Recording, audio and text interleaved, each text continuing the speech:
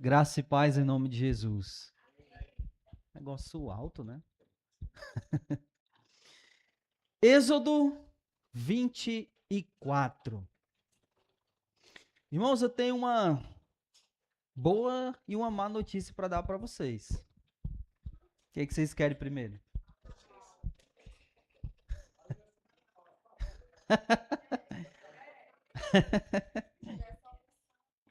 Bom, eu vou dar a boa notícia, tá? E a má notícia vocês vão saber no final. A boa notícia é que hoje são 4 capítulos. A má notícia é que não vamos sair daqui mais tarde hoje, né? Culpa da virose, né? Que agora que é 11 ali, ó. É nem meia-noite ainda. Todos abriram?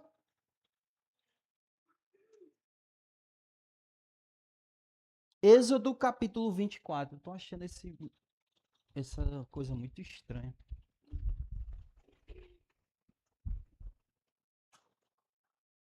Oi, som, oi.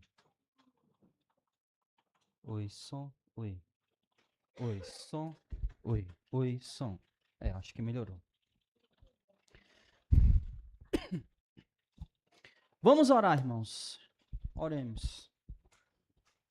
Amado e bendito Deus, graças te damos pela tua bondade, amor, misericórdia. E pedimos, ó Deus, que o Senhor nos abençoe através da tua palavra. Abre, ó Deus, o nosso entendimento, que o teu Espírito Santo ilumine a cada um de nós para a compreensão da tua palavra e que ele também prepare, ó Deus, o nosso coração, como um agricultor que prepara o solo para receber a semente, que o teu Espírito prepare o nosso coração para recebermos a semente da tua palavra.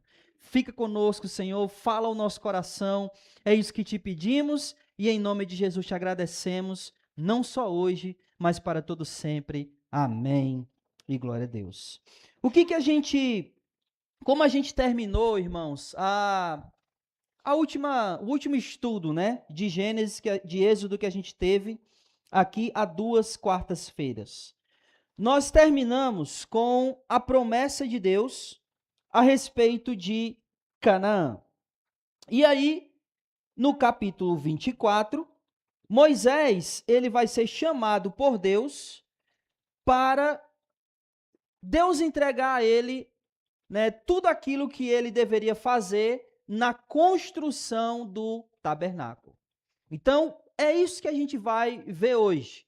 Deus dando as exatas ordens a Moisés, no que diz respeito a que tipo de madeira usar, né, a metragem de cada coisa, o que deveria ser banhado a ouro, o que deveria ser banhado a prata, tudo de maneira específica, Deus vai ordenar a Moisés para que ele construa o tabernáculo. E não apenas o tabernáculo, mas todos os utensílios que compunham o tabernáculo. Por exemplo, o que estava dentro do tabernáculo? A arca, a bacia, ela ficava dentro do átrio, né, junto com o altar do sacrifício. Mas dentro do tabernáculo, o que ficava? A arca, o candelabro, o maná ficava dentro da arca. Não, é dentro do tabernáculo, mas ele ficava dentro da arca. Então, a arca, o candelabro, hã? Ficava dentro da arca também, né, o cajado. Os querubins era a tampa da arca. Faz parte da arca, né? Então, a arca, o candelabro.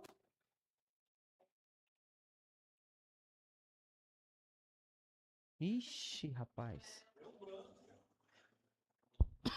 O véu fazia a separação do lugar santo do lugar santíssimo. Mas os utensílios, a bacia ficava fora, no átrio exterior. No átrio exterior era a bacia e o altar do sacrifício. No átrio interior, o candelabro, a arca. Pode falar, pai. Foi isso, neguinha. Que sumiu aqui o negócio. Até o computador esqueceu. Já que vocês não vão falar, vamos lá. O computador desligou? Oxi. Então, vamos lá, ó. A arca, o candelabro, a mesa dos pães.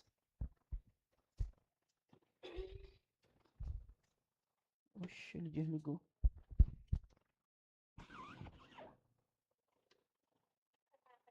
É. Deixa ele ligar aí agora. Aí, quando ligar, tu apresenta lá.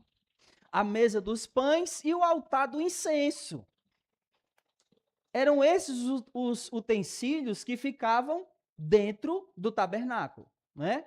Então, o tabernáculo ele era composto pelo átrio exterior, onde ficava a bacia e o altar do sacrifício, e o átrio interior, onde ficava o candelabro e a mesa dos pães, o altar do incenso que ficava no lugar santo e a arca da aliança dentro do lugar santíssimo. Então, esse é o tabernáculo. Sim. 040323. Amém? Amém? Então, Deus, ele ordena toda essa construção do tabernáculo nas medidas exatas, com a madeira exata, tudo especificamente. Mas antes da gente entrar nisso, vamos para o capítulo 24, porque Deus ele vai chamar Moisés para subir de novo ao monte, porque lembrem, ele havia subido, Deus havia falado dos 10 mandamentos para ele, havia também falado algumas leis que a gente viu na última quarta-feira que a gente teve o estudo, e aí ele desce para avisar o povo, né, para falar ao povo aquilo que Deus havia dito. Aí agora Deus está chamando ele de novo para subir. Versículo 1 do capítulo 24. Vamos ler. Depois disso, Deus falou a Moisés: subi ao Senhor, tu, Arão, Nadab e Abiú, e 70 anciãos de Israel, e adorai de longe. Olha, preste atenção aqui, ó. Deus está escolhendo algumas pessoas para adorar. Então não era o povo todo que ia participar dessa adoração. O povo ia estar de muito longe, contemplando tudo que eles iriam fazer. Mas quem estava fazendo essa adoração, ou quem iria fazer a adoração, era Moisés, Arão, Nadab, Abiú e os 70 anciãos. Então, nem todos estavam participando desse momento.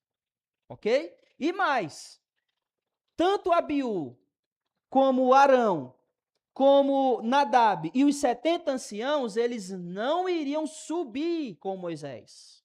Eles iam ficar de longe, iam fazer os sacrifícios e depois Moisés ia subir sozinho. Então preste atenção que nem todo o povo está participando dessa adoração. É só um pequeno grupo seleto que Deus está escolhendo para fazer essa adoração a ele. Versículo 2. Só Moisés se aproximará do Senhor. Os outros não se aproximarão, nem o povo subirá com ele. Por que eu estou enfatizando tanto isso? Eu vou falar mais disso na frente, mas é para que vocês percebam que a adoração a Deus é um privilégio nosso, meu irmão. O povo não participava da adoração. Quando aqui ainda não havia o tabernáculo, né? Mas quando o tabernáculo é construído, quem que entra no tabernáculo? Quem? Os sacerdotes. E quem entra no lugar santo do santo? O sumo sacerdote. O povo ficava do lado de fora do átrio exterior. Ele nem entrava no átrio interior. No átrio exterior, aliás. Eles ficavam do lado de fora. Então eles não participavam dessa adoração. O que nos faz perceber o quanto nós somos privilegiados em adorar a Deus. Porque tudo está ao nosso alcance. E o mais interessante é que a gente não valoriza isso, né? Não valoriza o quanto nós somos privilegiados. Mas vamos continuar aqui, vamos lá. Porque depois disso aqui, o que vai acontecer? Moisés, ele vai fazer 5 coisas aqui. Então vamos lá, cada uma delas aqui. Versículo 3. Moisés foi e relatou ao povo todas as palavras do Senhor e todos os estatutos. Então, unânimes, todo o povo respondeu: faremos tudo o que o Senhor falou. A primeira coisa que Moisés vai fazer aqui no versículo 4 é registrar tudo aquilo que ele havia recebido de Deus. O que Moisés já recebeu de Deus até aqui? Os 10 mandamentos. O que mais? E aquelas leis que a gente viu. Lembra quais foram elas? Só uma, só para a gente lembrar aqui. Se um homem matar outro homem com intenção, ele vai morrer. Se um homem vender sua filha como escrava, lembra?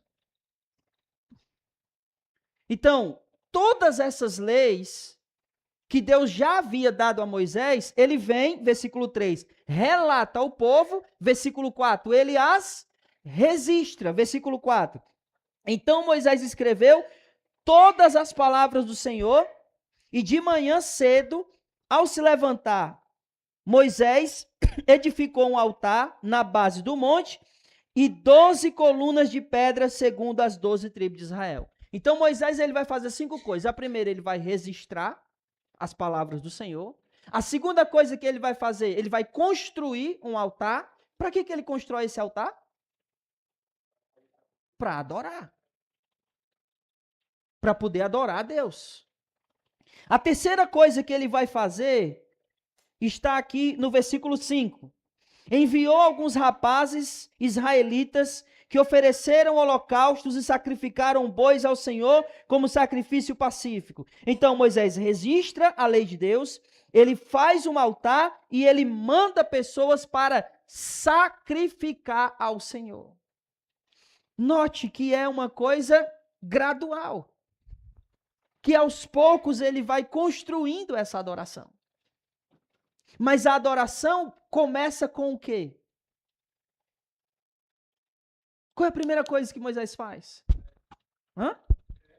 Não. A primeira coisa que ele faz antes de registrar a palavra é falar ao povo. Toda adoração começa com a palavra de Deus sendo falada. E assim você constrói o altar para que em cima dele possa ser adorado o nome de Deus. Tem um processo nessa adoração aqui de Moisés. A quarta coisa que ele vai fazer, e eu vou correr, irmãos, porque tem muita coisa para a gente falar aqui, tá? A quarta coisa que ele vai falar, que ele vai fazer, está aí nos versículos 6 ao 8. Moisés pegou a metade do sangue, colocou em bacias e aspergiu a outra metade sobre o altar. Presta atenção. Eles sacrificaram animais, né? Ele mandou os rapazes lá sacrificar animais. Então ele pegou a metade desse sangue e fez o quê? Guardou em bacias. E a outra metade ele fez o quê? Purificou o altar. E a outra metade do sangue, o que ele fez? Essa que ele guardou na bacia. Vamos ler. Também tomou o livro da aliança e leu diante do povo, que então disse: faremos em obediência tudo o que o Senhor falou. Antes da gente ver o que ele fez com a outra metade, vá para o final do versículo 3. O que o povo está dizendo aí? Faremos tudo que o Senhor falou. Olha o que ele diz no final do versículo 7. O que é que eles dizem? Faremos tudo que o Senhor falou. A gente conhece a história do povo de Israel, sim ou não? Isso é verdade? Se tem uma coisa que esse povo não fez, foi a vontade do Senhor. Especialmente tudo que o Senhor disse, né? Assim, nos mínimos detalhes. Óbvio, algumas coisas foram feitas sim, mas a maioria não. O que eles vão fazer do jeito que o Senhor está ordenando? O tabernáculo. Isso eles vão fazer do jeito que Deus disse. Até porque isso ia depender mais de Deus do que deles. Porque se eles não fizessem, Deus ia levantar outro para fazer. Porque era o tabernáculo. E aí não tem negócio. Mas esse povo não fez aquilo que o Senhor ordenou. Versículo 8. Então Moisés pegou o sangue, aquela outra metade que ele havia guardado, e aspergiu sobre o povo, dizendo: Este é o sangue da aliança que o Senhor fez convosco a respeito de todas as coisas. Então, vamos lá, irmãos, presta atenção. Moisés falou as palavras de Deus para o povo, ele as registrou, ele edifica um altar, sacrifica os animais, a metade desse sangue ele purifica o altar e a outra metade ele purifica o povo. Porque não pode haver adoração a Deus sem purificação, sem santidade. Essa adoração sem santidade Deus não vai receber. Agora vamos lá. Presta atenção. Eu vou novamente voltar nisso que eu já falei. Versículo 8. Ele aspergiu sobre o povo. Que povo? Hã? Quem?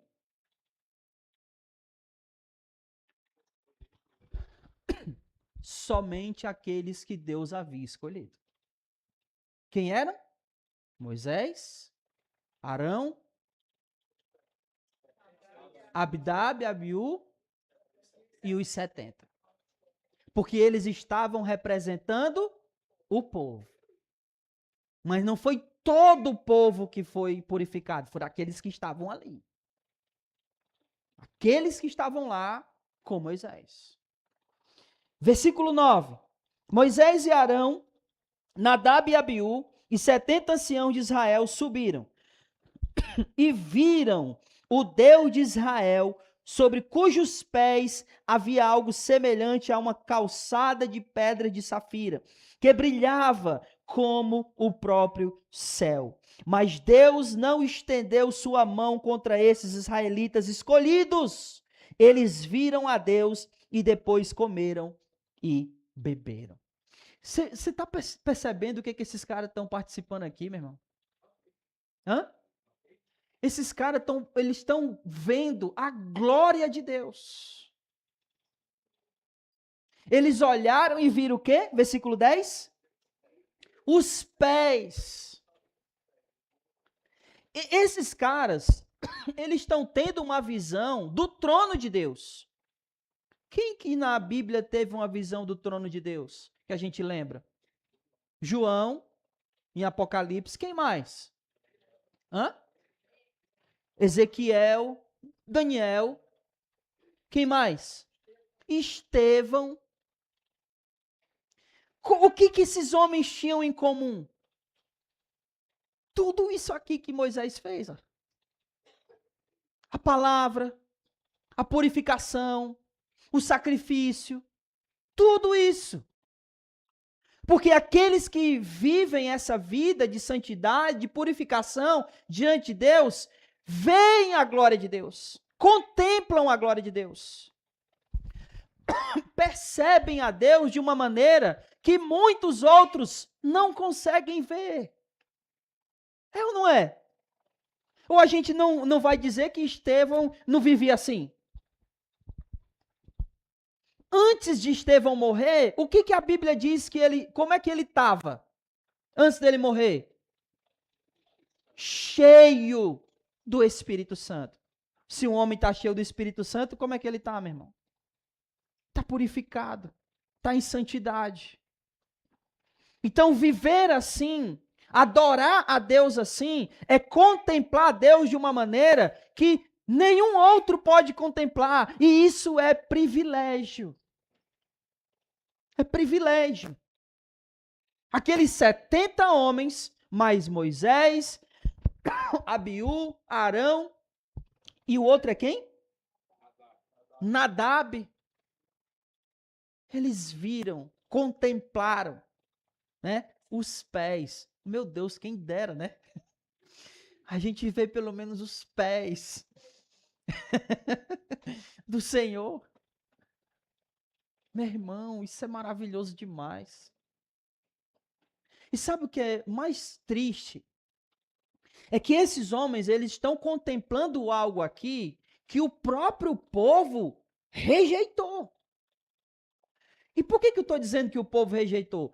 Vocês vão lembrar, quando Deus desce no Sinai, o que acontece lá, naquele momento? Relâmpagos, trovões. O que o povo disse para Moisés? Fala com ele tu, que a gente está com medo. Não foi isso, não? O povo rejeitou ver a glória de Deus. E agora esses 70 e poucos aqui estão tendo esse privilégio, porque eles foram escolhidos por Deus para ver aquilo que os outros rejeitaram. E agora eles estão aqui vendo a Deus, os pés de Deus, né? A calçada embaixo dos pés de Deus.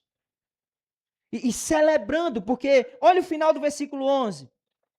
Eles vieram a Deus e depois comeram e beberam, eles celebraram. Isso é culto, é celebração, é adoração a Deus.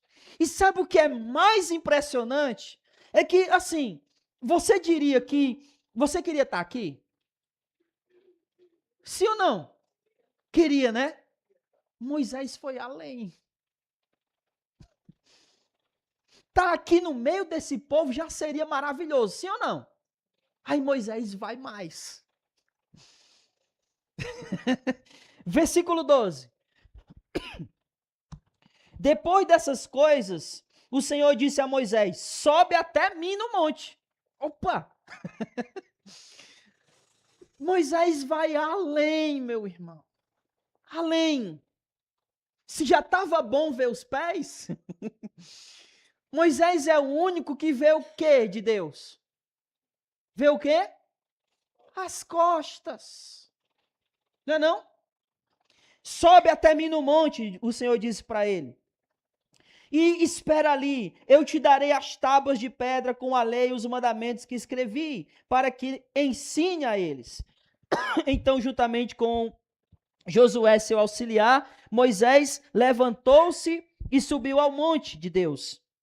E disse aos anciãos: esperai-nos aqui até que voltemos. Arão e Hu ficarão convosco. Quem tiver alguma questão, dirija-se a eles. E tendo Moisés subido, a nuvem cobriu o monte. E a glória do Senhor repousou sobre o monte Sinai, e a nuvem o cobriu durante 6 dias. E no 7º dia, no meio da nuvem, Deus chamou Moisés. E sabe o que é legal? É que o Josué também foi. E ele era o quê? Somente o quê? Auxiliar. Ele estava lá para servir Moisés. Tem não. Não tem citação de Josué, né? Mas ele estava lá, servindo a Moisés. E em servindo a Moisés, ele também contemplou coisas que nenhum outro viu. Só ele e Moisés. Porque os dois subiram. Os dois foram até o Senhor. E aí, depois de 6 dias, Deus, no 7º dia, vai lá e uma nuvem encobre Moisés. Vocês já tiveram uma experiência como essa? De uma nuvem cobrir vocês?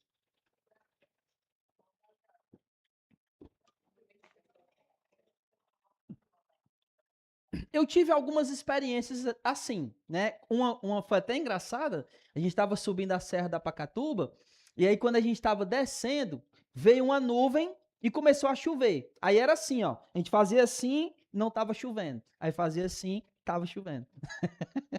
Era muito engraçado isso, né? Mas a minha experiência, que é muito parecida com essa daqui, foi quando eu fui com o William para o Rio de Janeiro. E lá eu acho que é onde fica o Cristo, eu me esqueci o nome da montanha lá. Corcovado, é? Quando a gente chega lá em cima mesmo, perto da estátua, os pés da estátua ficam no máximo como as telhas aqui. Você está aqui, você consegue ver os pés dele aí. Só que quando a gente estava lá, veio uma nuvem. E realmente ela cobriu que você não conseguia ver a estátua. De tão densa que ela era. Então você estava aqui, ó, você conseguia ver os pés, quando a nuvem cobriu, você não estava vendo mais nada. Então, uma experiência bem parecida com essa aqui, só que lá era uma mera nuvem, aqui era a presença de Deus. Era a glória de Deus enchendo ali, cobrindo Moisés. E eu estou dando ênfase a isso, porque quando a gente estiver falando sobre o tabernáculo, tudo isso aqui é importante. Para a gente entender o porquê de cada um daqueles elementos lá. Tá? Como, por exemplo, a fumaça, a nuvem. Que dentro do tabernáculo tinha o altar do incenso que ficava o tempo todo soltando o quê? Fumaça. Que ela representava justamente essa glória de Deus que cobria aquele lugar. Versículo 17 e 18. Aos olhos dos israelitas, a aparência da glória do Senhor no alto do monte era como fogo que consome. Mas Moisés entrou no meio da nuvem enquanto subia ao monte. Moisés esteve no monte 40 dias e 40 noites. E isso aqui não é por acaso, né? Os 40 dias e 40 noites é exatamente a mesma quantidade de dias que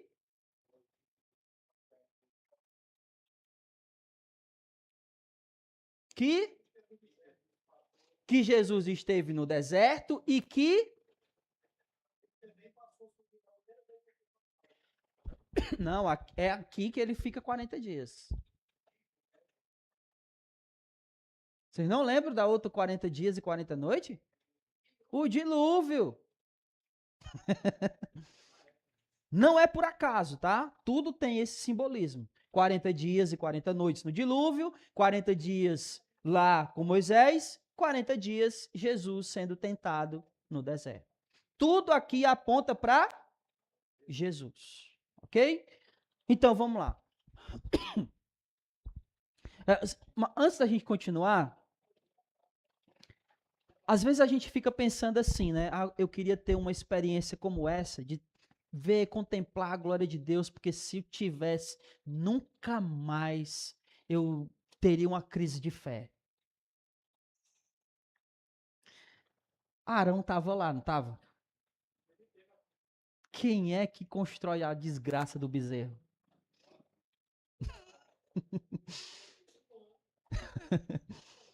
Mas vamos lá. Capítulo 25.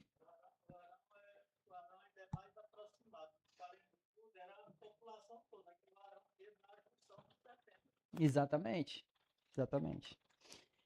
Versículo 1, capítulo 25. Então o Senhor disse a Moisés: Fala aos israelitas que tragam uma oferta, e recebereis a oferta de todo homem cujo coração o levar a contribuir. E aqui é a oferta que eles precisavam trazer. E só um detalhe, né? Essa oferta era para o quê? Para construir o tabernáculo. Essa era a oferta, era para a construção do tabernáculo. Versículo 3. E esta é a oferta que recebereis: ouro, prata, bronze, tecido azul, púrpura, carmesim, linho fino, pelos de cabra, pelos de carneiro tingidas de vermelho, peles de animais marinhos, madeira de acácia, azeite para iluminação, especiarias para o óleo da unção e para o incenso aromático, pedras de berilo, pedras de engaste, para o colete sacerdotal e para o peitoral. Eles me farão um santuário para que eu habite no meio deles. E farei conforme tudo que eu te mostrar como modelo do tabernáculo de todos os seus utensílios. Então, eu quero começar pelo versículo 9. O que está escrito aí no versículo 9?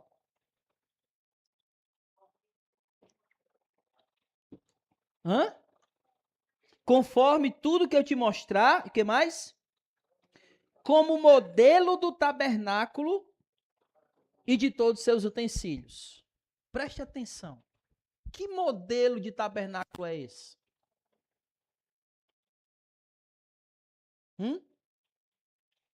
Que modelo de tabernáculo é esse? Porque assim, ó, eles tinham que fazer um tabernáculo de acordo com o modelo de um tabernáculo. Que tabernáculo é esse que é o modelo?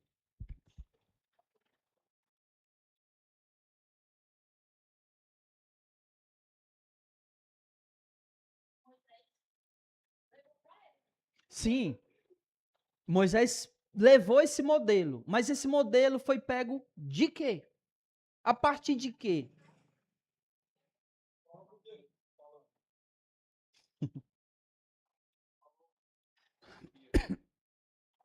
Se a gente parar para prestar atenção, Deus não vai dizer um modelo de tabernáculo. Deus vai dizer como ele ia construir. De madeira, de acácia, fareis isso, isso e isso. De peles, vocês vão fazer a coberta. Mas como é que ele ia saber exatamente que era o modelo do tabernáculo?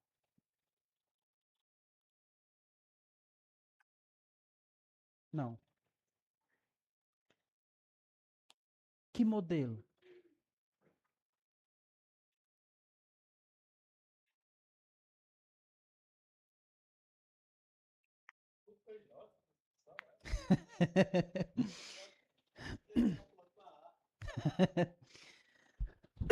Em Apocalipse, diz que há um tabernáculo no céu.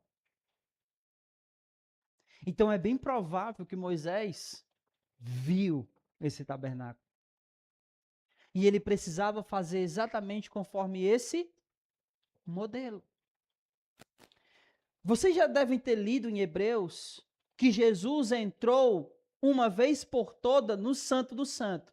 Aonde é esse Santo do Santo que ele entrou de uma vez por todas? É lá. Não é aqui. Quando Jesus veio a essa terra, não existia mais tabernáculo há quanto tempo? Aqui. Hã? Há muitos anos. Então, como é que ele pode ter entrado no Santo dos Santos se não existia mais nem tabernáculo aqui?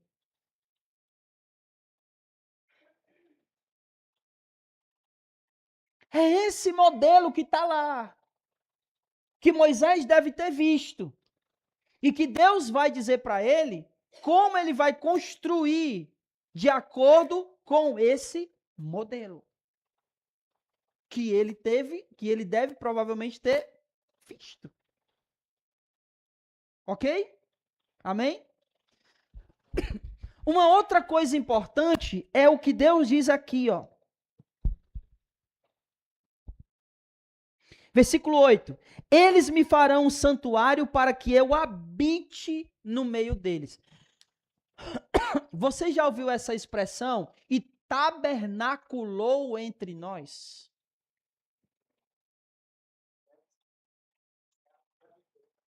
Isso, tabernaculou. O que é tabernacular, meu irmão? É literalmente habitar. Então, o tabernáculo, ele tinha como significado que Deus, não era que Deus vinha, ele habitava no meio do seu povo. Era uma segurança para o povo de que Deus estava no meio deles. Você já viu alguma imagem do acampamento de Israel no deserto? Já viram? Alguma imagem assim? As tribos ficavam, né, em cada local, um ficava sul, outro ficava norte, outro ficava oeste, e o que ficava no centro? O tabernáculo. Porque Deus habitava no meio do povo. O tabernáculo era para isso, para que Deus habitasse, era uma representação da própria presença de Deus habitando no meio do seu povo. Isso existe ainda hoje? Sim ou não? Aonde é que Deus tabernacula? Na igreja. Porque a igreja é o templo do Senhor. Amém, meus irmãos? Agora vamos lá. Vamos lá para a construção da arca. Não é de Noé, não, né? Versículo 10. Não, antes de a gente ler, passa aí, neguinha, por favor. Aí, dá para ver? Esse era o tabernáculo, tá? Essa é a parte só interna, ok? Do tabernáculo. Então, ficava exatamente nessa disposição. Ali dentro é o Santo dos Santos, aonde só ficava a arca e aquelas três coisas dentro da arca. Quais eram as três coisas? As tábuas da lei, o cajado de Arão e um pedaço do maná. Aqui ficava, lá encostado da parede, o candelabro, no centro a mesa dos pães e de frente à entrada do Santo do Santo, o altar do incenso, que ficava soltando fumaça para dentro do Santo do Santo. Então, essa é a disposição do tabernáculo dentro. Estão vendo aquele outro modelozinho menor? Aquela parte da tenda é essa daqui. Aí, do lado de fora, no átrio exterior, ficava a bacia e esse negócio saindo uma fumaça é o altar do sacrifício. Então, essa é a disposição do tabernáculo. Tudo isso aí é o tabernáculo, ok? Então, pode passar, Neguinho. A gente vai tentar ver cada uma dessas coisas. A arca, né? Vamos começar pela arca aqui. Versículo 10. Também farão uma arca de madeira de acácia. O seu comprimento será 2 côvados e meio. Não tem uma medida exata, tá certo? Para quanto realmente é um côvado. Existe uma discrepância aí, né? Uma divergência entre que um côvado fique mais ou menos entre 49 centímetros e 51 centímetros. Fica mais ou menos uma dessas medidas aí. Então, a gente pega uma delas e multiplica por essa quantidade, a gente vai ver mais ou menos o tamanho da arca, tá? Então, a arca de comprimento, ela tinha mais ou menos isso aqui, ó, de comprimento. Mais ou menos. Ela não era um baú enorme, não, era mais ou menos isso aqui de comprimento. Ela era realmente um baú, ok? Um baú, mas se a gente multiplicar aqui, por exemplo, por 50 centímetros, vai dar mais ou menos isso daqui. Ela não era gigante, né? Como às vezes a gente imagina que ela seja.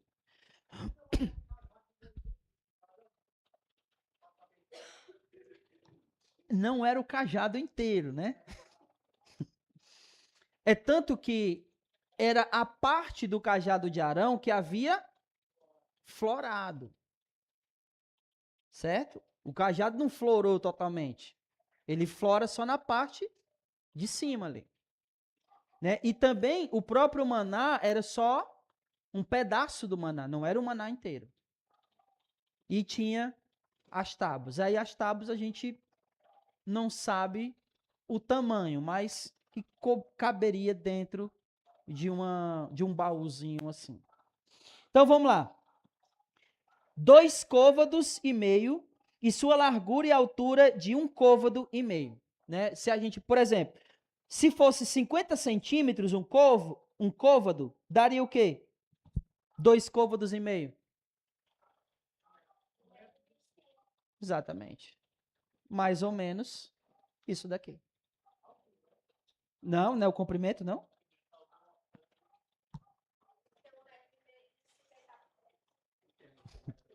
Tá não. Eu medi na trena. Versículo 11. Tu a revestirá de ouro puro por dentro e por fora, a revestirá e fará sobre ela ao seu redor, uma moldura de ouro. E lhe fundirá 4 argolas de ouro que colocarás nos seus 4 cantos, 2 argolas de um lado e 2 argolas de outro. Tá aparecendo aí? Pronto, ó. Essas argolas, elas ficariam aqui, ó, nos cantinhos, do lado de cá. Por quê? Porque essa arca, ela ia ser transportada por esses negocinhos aqui, ó. Elas seriam colocadas no ombro e ela seria transportada assim. A arca não era para ser transportada por nenhuma outra coisa. Ela era para ser transportada por essas varazinhas aí, no ombro, por levitas. E só. Você lembra daquele caso lá do rapaz que coloca a mão? Como é que a arca estava sendo transportada ali? Numa carroça. Como é o nome do rapaz, hein? Hã? Usar, né? Que ele vai fazer o quê?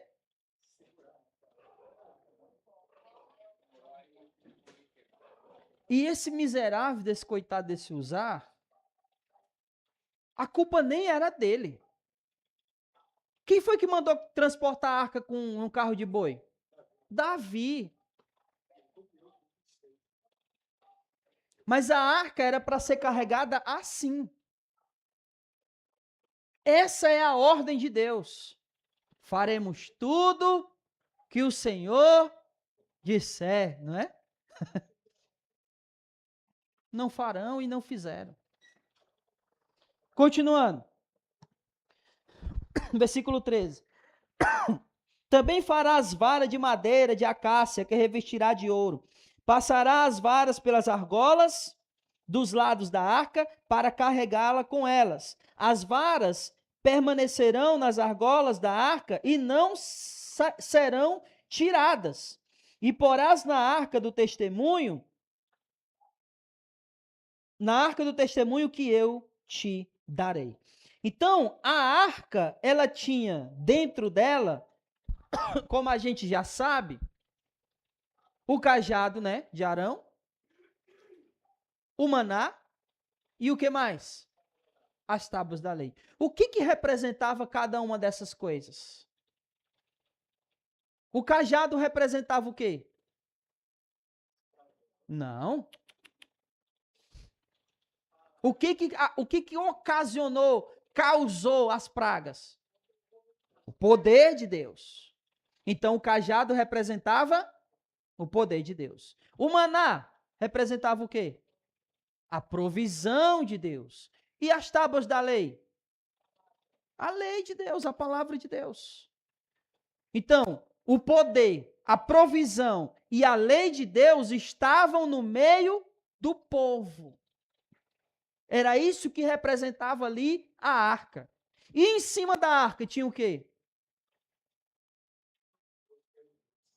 Tinha uma coisa chamada propiciatório, que nada mais é do que a tampa da arca, que tinha os 2 querubins lá, né? Tá aparecendo ali? Pronto, daquele jeitinho ali, um de frente para o outro, com as asas apontando um para o outro. Vamos ler aqui versículo 17. Também farás um propiciatório de ouro puro, com 2 côvados e meio de comprimento e 1 côvado e meio de largura. Farás 2 querubins de ouro batido nas 2 extremidades do propiciatório. Fará um querubim em cada extremidade, serão feitos para formar uma só peça com o propiciatório nas 2 extremidades dele. Os querubins terão as asas estendidas por cima do propiciatório, cobrindo, estarão um de frente para o outro, com as faces voltadas para o propiciatório. Colocarás o propiciatório em cima da arca, dentro da arca, porás o testemunho que te darei. Ali virei a ti, de cima do propiciatório, do meio dos 2 querubins que estão sobre a arca do testemunho. Falarei contigo a respeito de tudo que eu te ordenar para os israelitas. O que o propiciatório significa, meu irmão?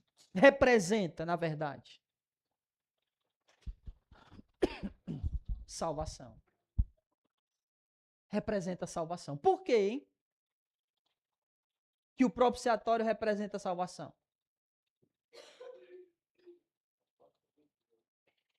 Porque os sacerdotes faziam um sacrifício. Faziam o sacrifício aonde? No altar, fora do átrio interior, no átrio exterior. Fazia o sacrifício. O sumo sacerdote pegava o sangue desse animal, entrava uma vez por ano dentro do Santo dos Santos e derramava o sangue aonde? Em cima do propiciatório, que é a tampa. E isso fazia com que os pecados de todo o povo fossem perdoados. Jesus, não, eu quero que você abra, por favor. 1 João 2:2.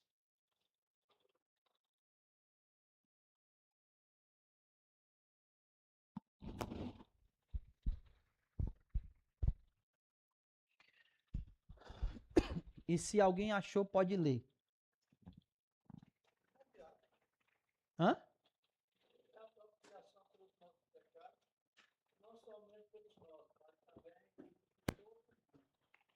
Ele é a propiciação pelos nossos pecados. Ele quem? Jesus. A pergunta que nós devemos fazer é: o que raio é propiciação?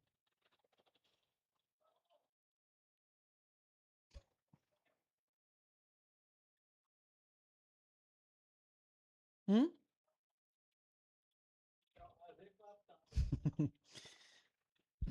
Não necessariamente. O que é propiciação?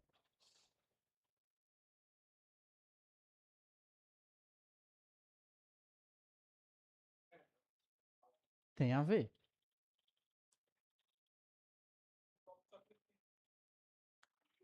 Tem a ver com sacrifício. A propiciação seria mais ou menos o seguinte: imagine que você fez alguma coisa de errado e tem uma divindade irada contigo. Você precisa fazer alguma coisa para aplacar a ira dessa divindade. O que você faz para aplacar essa ira se chama propiciação. A grande questão é: o que aplaca a ira dessa divindade de maneira satisfatória? Então, a propiciação é aquilo que aplaca a ira da divindade, mas aquilo que ela aceita para que a sua ira seja aplacada. Então, não é qualquer sacrifício, é o sacrifício aceitável, o sacrifício digno, o sacrifício que de fato Deus aceita para que a sua ira seja aplacada. Isso é propiciação. Nesse sentido, nenhum outro sacrifício poderia fazer esse resultado. Só Jesus é o sacrifício aceito por Deus para que a sua ira seja aplacada. Romanos 1. A ira de Deus se manifesta do céu contra toda impiedade e injustiça dos homens. A única maneira dessa ira de Deus ser aplacada e satisfeita é em Jesus.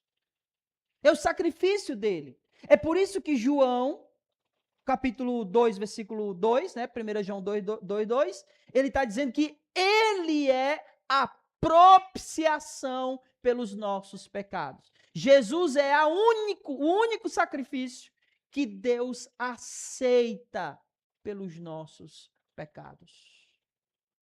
É isso que é propiciação. É isso que Jesus é para nós.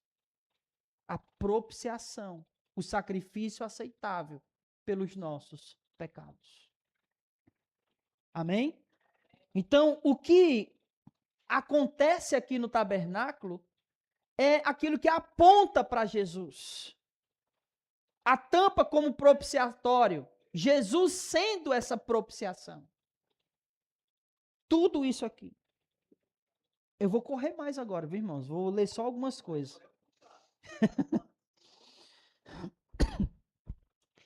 Versículo 15, as tábuas. Opa, não é 15 não, né? 23, perdão. Tô pulando demais aqui o negócio. A mesa dos pães. Também farás uma mesa de madeira de acácia com 2 côvados de comprimento.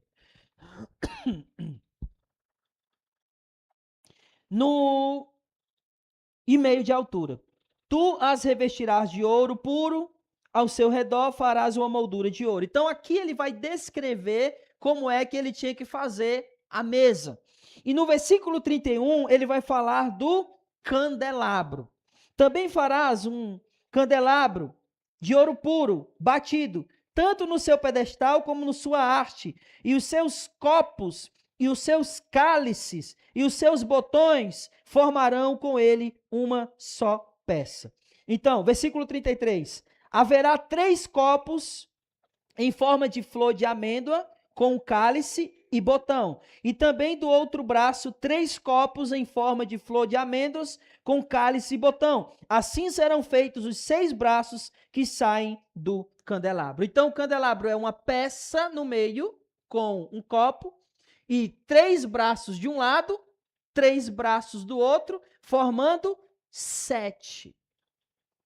E por que são 7? Tem alguns significados aí. Um deles é a representação, por exemplo, dos 7 Espíritos de Deus, que é falado lá em Apocalipse, capítulo 4, versículo 1. E esses Espíritos são o Espírito do Senhor, Espírito de sabedoria, Espírito de entendimento, Espírito de conselho, Espírito de fortaleza, Espírito de conhecimento e de temor ao Senhor. Os 7 Espíritos de Deus representados aqui no cálice. Ele é a luz ali dentro do tabernáculo. E, obviamente, quem é que reúne todas essas características aqui? Jesus. Jesus. O candelabro está representando essa luz que é Jesus e que carrega os 7 Espíritos de Deus. E, obviamente, a mesa dos pães representa quem? O pão vivo que desceu do céu. Todo o tabernáculo é uma representação de Jesus. Todo ele. Seja nos pães, seja no que vai cobrir, que é a cortina que a gente vai já ver, seja no incensário, seja na própria arca, no propiciatório, tudo é uma representação do próprio Jesus, tabernaculando entre nós. Que isso é interessante, né? Porque quando Jesus ele veio, ele literalmente tabernaculou no meio do povo. Esteve ali, no meio do povo, presente, habitando. Capítulo 26. Essa eu dei uma pulada grande, não foi? Leiam, leiam. Leiam cada detalhe desse aí, Deus falando, fazendo, mandando, ordenando como é que deveria ser construído cada um desses utensílios. Capítulo 26. Farás o tabernáculo com 10 cortinas de linho e tecido azul, púrpura, carmesim, com querubins bordados. Então, essas cores, eu deveria até ter falado dela lá atrás, mas eu deixei para falar aqui.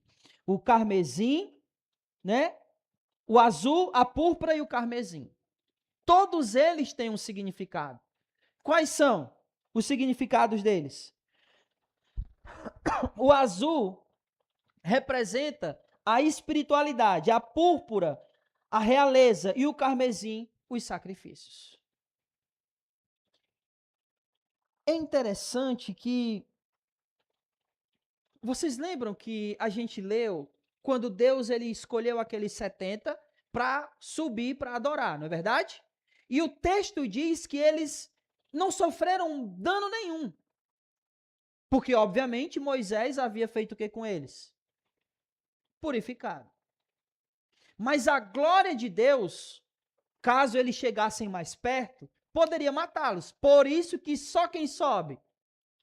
Moisés e Josué. Tudo que a gente vai ver aqui é uma proteção da glória de Deus.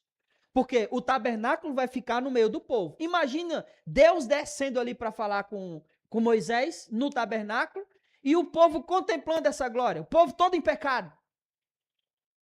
O que acontecia com esse povo? Ia morrer. Então, todas essas coberturas, 10 coberturas, era para proteger o povo da glória de Deus. E é interessante porque ele diz, olha aqui versículo 1, ó, farás o tabernáculo com 10 cortinas de linho fino, e aí ele diz, e você vai bordar querubins nelas. Por quê? Porque os querubins, de maneira simbólica, ele protegia a glória de Deus. Quando Adão e Eva são expulsos do jardim, quem que fica lá na porta? Os querubins. Para proteger a glória de Deus. Então eles têm essa figura de proteger a glória de Deus. Mas essa glória de Deus para ser protegida, na verdade, era um símbolo de proteção ao povo. Porque se ele visse a glória, morreria. Então havia 10 cortinas cobrindo o tabernáculo. Mais uma vez, vou dar um salto grande. Versículo 15 aqui. As tábuas do tabernáculo. Elas são de madeira de acácia, que serão colocadas verticalmente. Estão mostrando aí? Ótimo. As tábuas que a gente está lendo agora, irmãos, essas de baixo, tá? Aquelas de cima são as colunas que vão sustentar o tabernáculo. Essas tábuas aqui são as tábuas que vão ficar na lateral, na frente e atrás, né? Elas vão ser é como se fosse uma espécie de cabanazinha, né? E aí cobrindo todas elas as cortinas que a gente viu aqui. Elas seriam feitas de madeiras de acácia e elas seriam revestidas de ouro. E na base delas eram peças feitas de prata, onde elas encaixariam e seriam os pés, né, as bases dessas tábuas. As colunas também, ou os travessões, né, eles também seriam feitos com a mesma madeira e também revestidos de ouro. Alguns intérpretes, eles entendem. Pode falar. Hã? O ouro era de verdade, sim. Mais puro que o de hoje. Exatamente. Elas eram revestidas e alguns dos intérpretes acreditam, tá? Alguns intérpretes do Novo Testamento, obviamente, de que o fato delas serem de madeira e de ouro tinha um simbolismo ali de que elas, como é que eu posso dizer, representavam as duas naturezas de Cristo, sendo ele Deus e sendo ele homem. Né? A gente não tem como afirmar realmente isso, mas a gente tem como afirmar uma coisa. Tanto as madeiras como as colunas Qual era a função delas? Manter o tabernáculo em pé. É ou não? Então elas sustentavam aquilo que para os judeus era a fé deles, né? Toda a religião deles estava sendo sustentada ali pelas madeiras e pelas colunas. Então, o que nós podemos de fato perceber é que elas, de certa maneira, representam Jesus. Que Jesus é a pedra sobre qual a nossa fé e toda a nossa religião está alicerçada. E as cortinas que protegem o povo da glória de Deus também representam Jesus. Porque elas ficavam entre Deus e o povo. Assim como quem fica entre Deus e nós? Jesus. Ele é quem nos cobre. Ele é quem nos protege. Aliás, ele é o único, né, que nos cobre, né? Sem ele, ai de nós, né, pecadores, como disse Isaías. Então, as cortinas, as colunas, as tábuas, tudo representava Jesus. Simbolizava e apontava para Jesus. E aí, versículo 31. O véu. Versículo 31. Farás também um véu de tecido azul púrpura, carmesim de linho fino, torcido com querubins bordados nele. Os suspenderás sobre 4 colunas de madeira de acácia, revestidas de ouro, com colchetes de ouro, sobre 4 bases de prata. Pendurarás o véu debaixo dos colchetes e levarás a arca do testemunho para dentro do véu.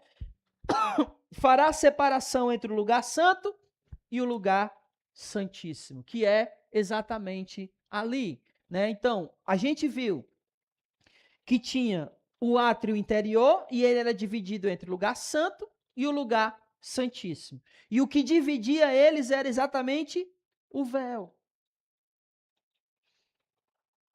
Mais uma vez eu vou voltar àquilo que eu falei lá atrás. Quem que entrava no lugar santo? O sacerdote. Quem entrava no lugar santo do santo? O sumo sacerdote. Todo mundo tinha acesso a isso aqui?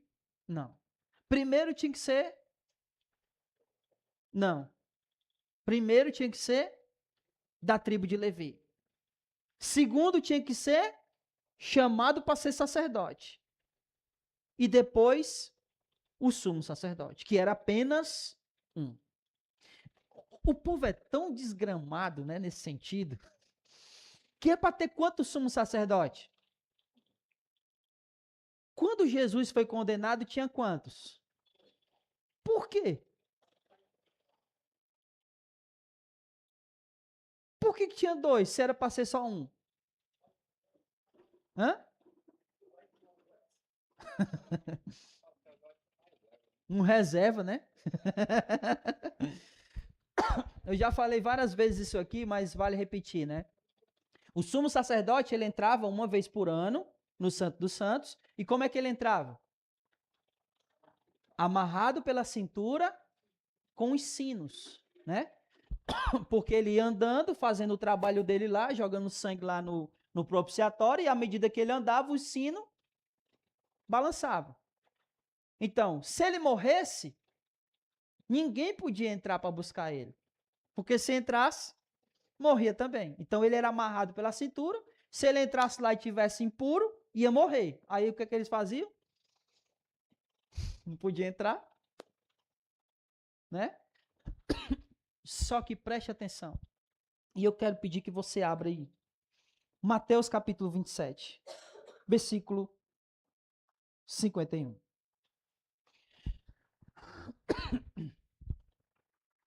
E eu quero voltar de novo a isso.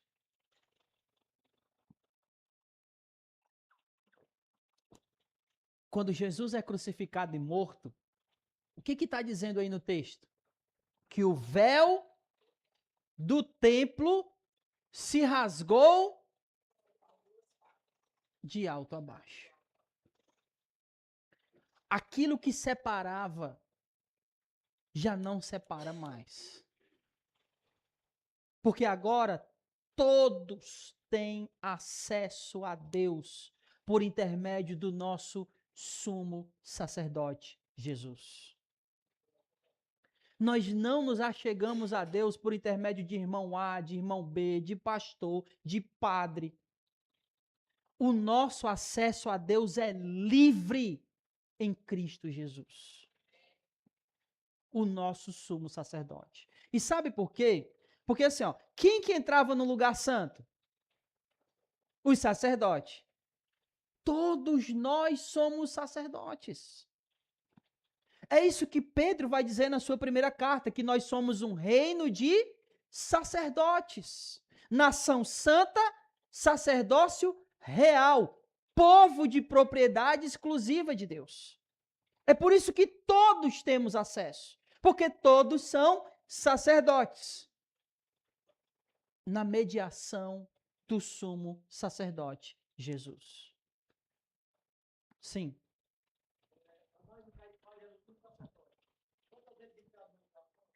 Provavelmente.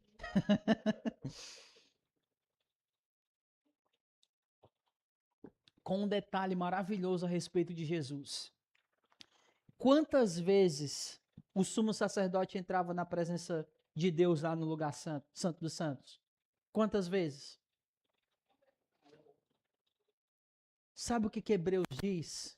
Que Jesus, o sumo sacerdote, entrou de uma vez por todas. Sabe o que isso significa? Que ele está lá e não saiu mais. Está lá diante de Deus, intercedendo por nós.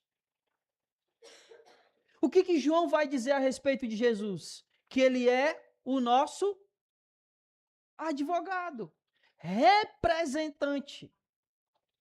Você sabe quem é que está lá diante de Deus como sumo sacerdote? Um ser humano. Jesus, homem, o nosso representante. É por isso que é tão importante Jesus ser homem, ser um ser humano. Porque ele está nos representando como ser humano diante do Pai. Uma vez por todas. Não é que ele entra uma vezinha, não, ele está lá. Desde que ele subiu, ele está lá. E é por isso que o acesso agora é livre nele. Que através dele, todos nós fomos feitos sacerdotes. Capítulo 27. O que nós vamos ver no capítulo 27 é o altar do sacrifício. E pode passar, Nara. Pode passar.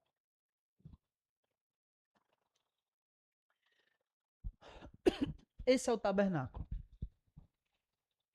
Esse é o tabernáculo. Essa parte que fica fora da tenda é chamado de átrio exterior. Ele faz parte do tabernáculo, mas é o átrio exterior. Os sacrifícios eram feitos aqui, do lado de fora. Nunca lá dentro. Nunca. O que entrava dentro da tenda era somente o sangue para depositar dentro, ou melhor, em cima do propiciatório. Mas o sacrifício era feito aqui, ó. No altar do sacrifício. O que é interessante porque os sacrifícios eram feitos fora da porta. Fora do lugar santo. Assim como Jesus foi crucificado aonde? Fora da cidade santa. Tudo aqui aponta para o que viria a ser o sacrifício de Jesus. O sacrifício feito fora do lugar santo. O sacrifício de Jesus feito fora da cidade santa. perfeitamente como tem que ser. Ele carregando a cruz, saindo da cidade, subindo o Gólgota, para ser sacrificado fora da cidade. E o altar aqui, fora da porta, né, fora do lugar santo, representa justamente Jesus sendo crucificado fora da cidade. E por último,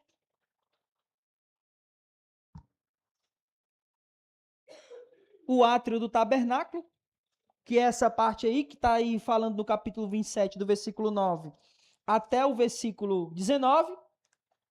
E, por último, o altar do azeite.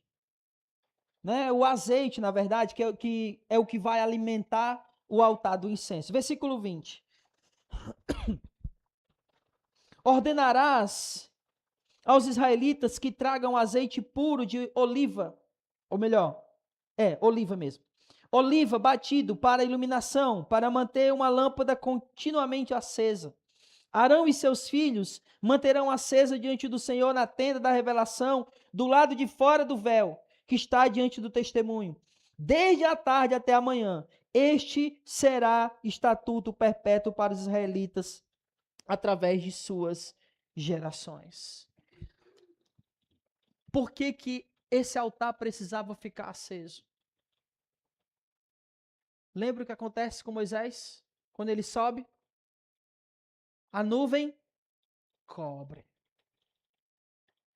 Era um símbolo da presença de Deus cobrindo ali. Um incensário jogando fumaça para dentro do Santo dos Santos. Deus estava ali. E a fumaça representava toda essa glória de Deus, que cobria todo aquele lugar. Que não podia ver nada, né? Que não dava para ver aquela glória. Deus vai, a partir do capítulo 28, fazer algumas ordenanças a respeito agora da roupa do sumo sacerdote. O que é mais interessante, né? Eu vou entrar nisso agora, mas... Hã? Sim. Quem que entrava na presença de Deus aqui? Mas quem era a pessoa que entrava na presença de Deus aqui? Moisés. Mas quem que vai ser o sumo sacerdote? Arão. Dos dois, quem deveria ter sido, né? Mas é o homem imperfeito chamado Arão que vai ser o sumo sacerdote. Irmãos, o que a gente aprendeu hoje aqui?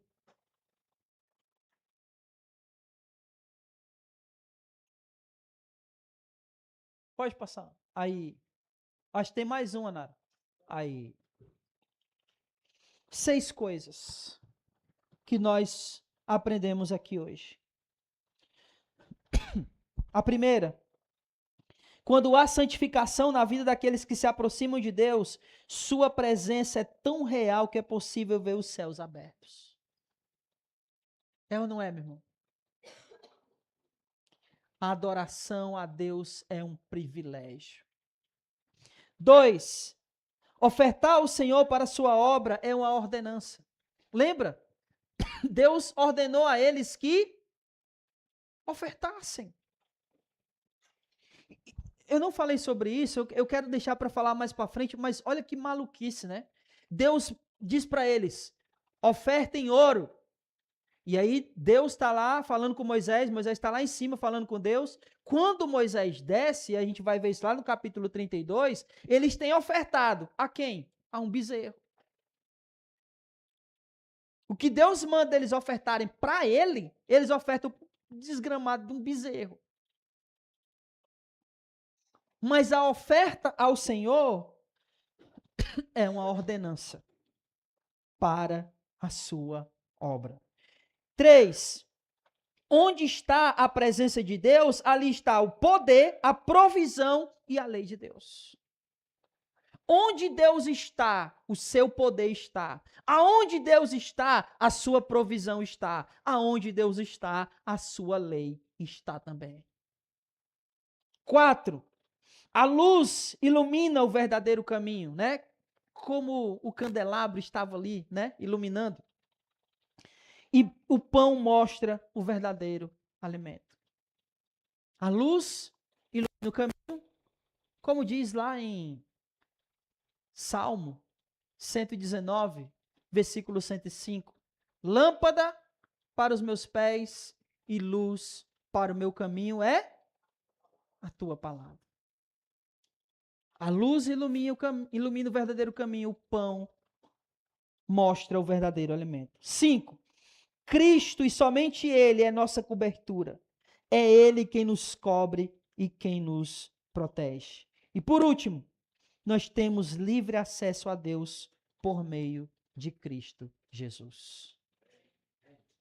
Que o Senhor nos abençoe, que o Senhor coloque em nosso coração cada vez mais a sua palavra e que Ele continue falando ao nosso coração. Meus irmãos, infelizmente a gente vai, na próxima semana, ainda ter que fazer essa mesma correria aqui. Né? Na próxima semana a gente vai ter 4 capítulos de novo, e aí a gente vai voltar a fazer os 3, senão a gente não termina até eu tirar férias. Era, mas aí como eu não teve na semana passada, aí... né? Foi por isso. Ia terminar com 2, mas, infelizmente, culpa da virose. Vamos ficar de pé, vamos orar.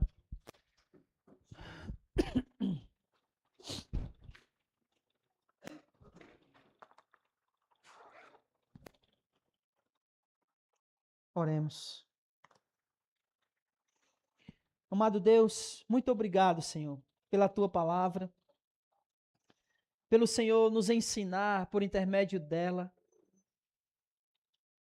pela tua palavra, Deus, que sempre toca o nosso coração de maneira tão maravilhosa. Continua a falar conosco, mesmo quando sairmos daqui e irmos para as nossas casas, que a tua palavra continue a falar em nosso coração. Que nós possamos recordar, lembrar de tudo que foi falado aqui e nos lembrar do quanto a tua palavra é preciosa e maravilhosa para nós. Ela nos faz perceber o quanto o Senhor, durante todo o período da história do teu povo, o Senhor sempre se fez presente. O Senhor habitou no meio do teu povo e o Senhor continua a habitar no meio do teu povo. Nos mostrando o teu poder, a tua provisão, a tua lei. E nos abençoando, Deus, de todas as maneiras.